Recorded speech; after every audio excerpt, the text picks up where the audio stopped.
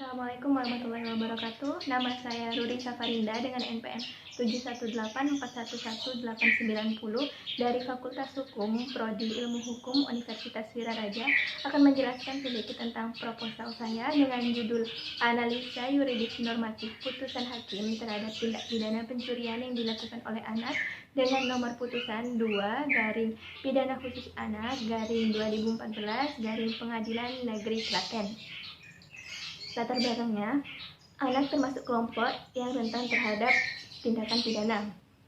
Anak yang melakukan tindak pidana atau perbuatan melawan hukum sebagaimana dijelaskan dalam pasal 1 angka 2, 3, 4, dan 5 Undang-Undang Nomor 11 Tahun 2012 tentang Sistem Peradilan Anak menyatakan bahwa anak yang berhadapan dengan hukum adalah anak yang berkonflik dengan hukum, anak yang menjadi korban tindak pidana, dan anak yang menjadi saksi pidana.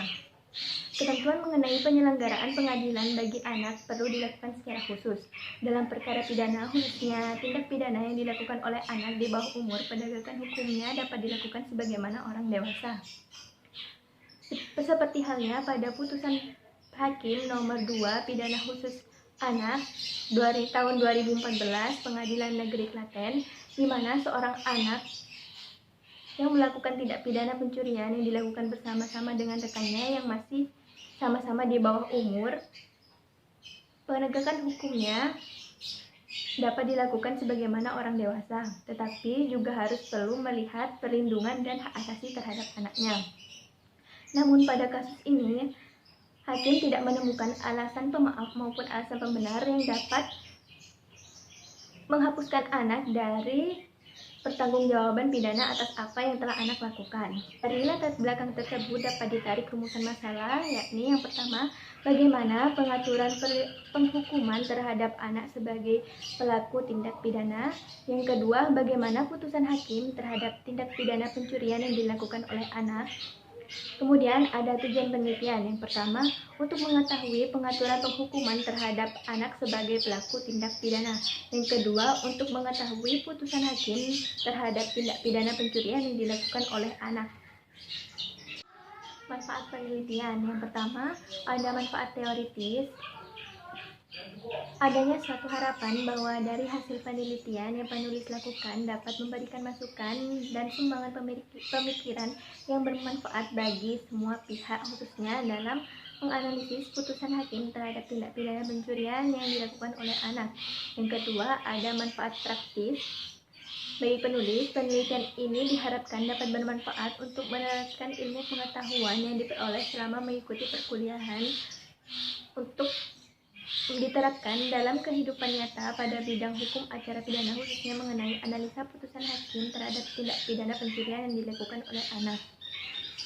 Metode penelitian.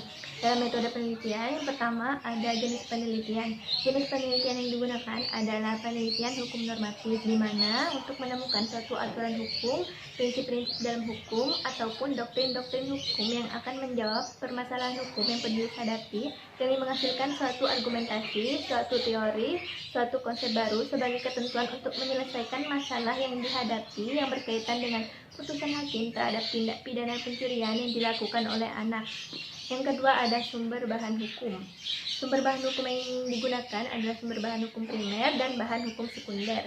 Bahan hukum primernya meliputi Undang-Undang Dasar 1945, Undang-Undang Republik Indonesia tahun Nomor 11 Tahun 2012 tentang Sistem Peradilan Anak, Undang-Undang Nomor 23 Tahun 2002 tentang Perlindungan Anak, Undang-Undang Nomor 35 Tahun 2014 perubahan atas Undang-Undang Nomor 23 Tahun 2002 tentang Perlindungan Anak, serta yang terakhir ada Kitab Undang-Undang Hukum Pidana.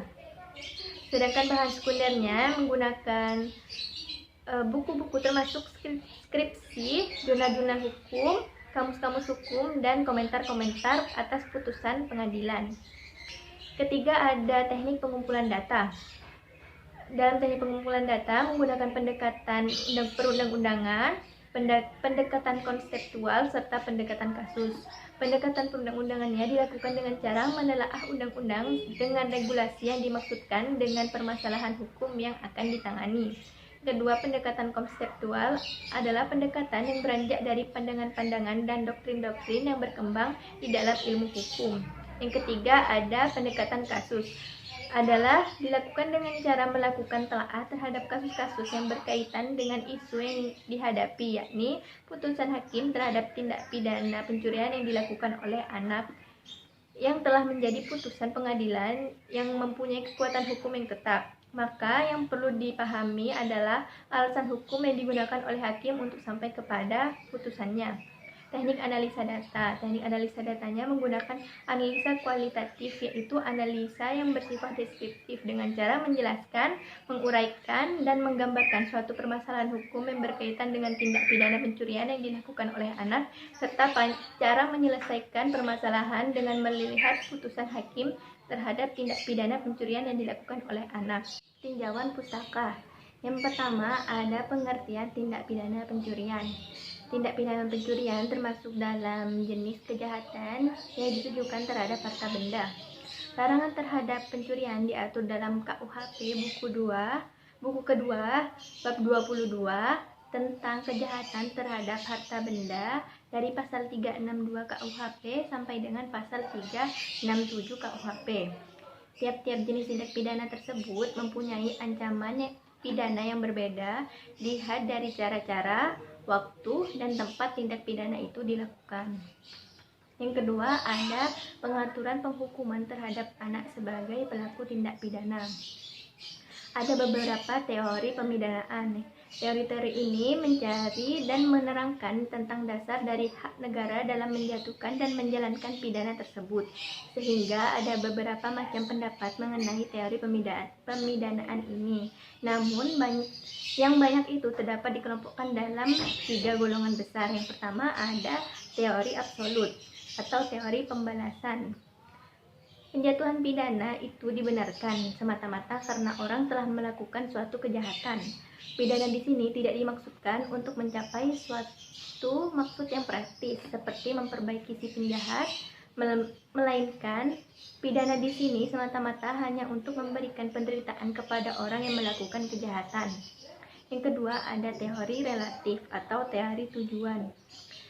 Pidana ini bukanlah untuk melakukan pembalasan kepada pembuat kejahatan, melainkan mempunyai tujuan-tujuan tertentu yang bermanfaat. Tujuan pidana adalah untuk menenteramkan masyarakat yang gelisah karena akibat dari telah terjadinya suatu kejahatan, dan untuk mencegah kejahatan yang dapat dibedakan atas pencegahan umum dan pencegahan khusus. Yang terakhir ada teori gabungan.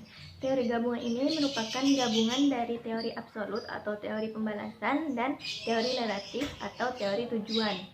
Jadi, dasar pembenaran pidana pada teori gabungan meliputi dasar pembenaran pidana dari teori pembalasan dan dari teori tujuan, yaitu baik terletak pada kejahatannya maupun pada tujuan pidananya. Selanjutnya ada tinjauan umum tentang dasar pertimbangan hakim dalam perkara pidana. Berdasarkan Undang-Undang Nomor 48 Tahun 2009 tentang Kekuasaan Kehakiman, Pasal 1 menyatakan, kekuasaan kehakiman adalah kekuasaan negara yang merdeka untuk menyelenggarakan peradilan guna menegakkan hukum dan keadilan berdasarkan Pancasila demi terselenggaranya negara hukum Republik Indonesia. Sebagai penegak hukum, Majelis Hakim mempunyai tugas pokok di bidang yudisial, yaitu menerima, memeriksa, memutuskan, dan menyelesaikan setiap perkara yang diajukan kepadanya. Ketentuan mengenai pertimbangan hakim diatur dalam Pasal 197 Ayat 1 KUHP yang berbunyi, pertimbangan disusun serta diringkas mengenai fakta dan keadaan beserta alat pembuktian yang diperoleh dari pemeriksaan di persidangan yang menjadi dasar penentuan kesalahan terdakwa. Terima kasih.